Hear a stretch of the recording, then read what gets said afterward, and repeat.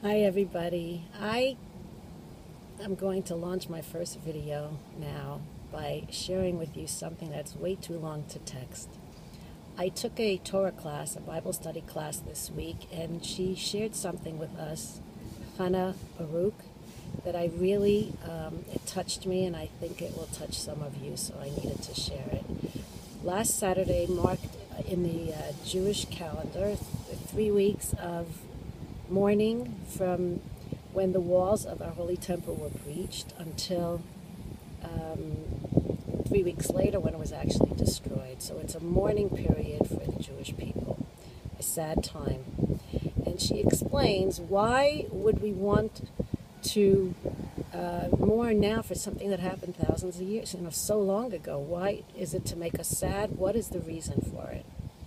And so she gave this parable of a little boy who loved insects. He loved bugs, and he begged his mom to let him bring home bugs, and she wouldn't. And so one day he comes home and he tells his mother that the school has a project, and they're going to be getting the caterpillar, and they're going to turn the caterpillar into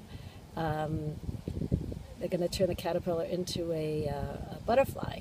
And so they had got instructions, and they had to journal it and write down every day what was happening and give back a report to the teacher the next day.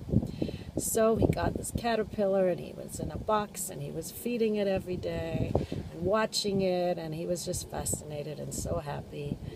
And every day he'd go back to school, and the teacher would say, "What happened today?" And he'd say, "I fed the caterpillar," and all the kids would give back their report.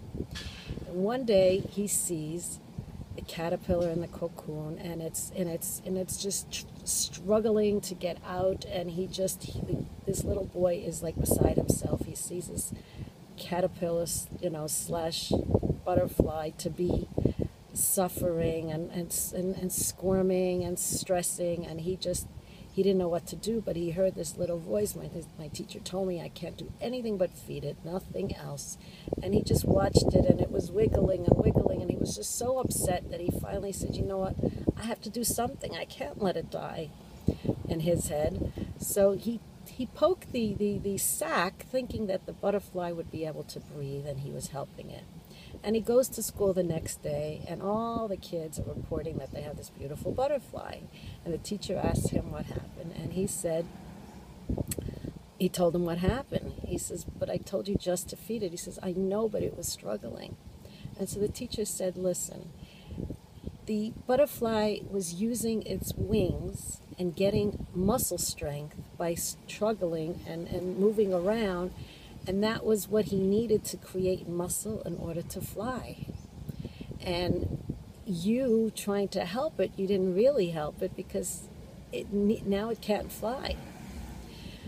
So she explained that, the whole reason of this period of being, one of the reasons of being sad when something like this happens, is we all need to go through our challenges and our learning period, our journey, by squirming and moving around to get strength, to get the muscles in our wings. But then once we have our wings, we can fly, and we can soar higher than we've ever flown before. And also she was saying not to be jealous of anyone else's situation, because we're all getting our own wings. We all have our own wings, and we all have our own exercises and journey to go through to get stronger, and so that we could fly and reach all our goals and soar. So I wanted to share that story with you because I really loved it. And here's to having wonderfully strong wings to all of you, and a superior life ahead. Have a wonderful weekend. I love you. Thank you.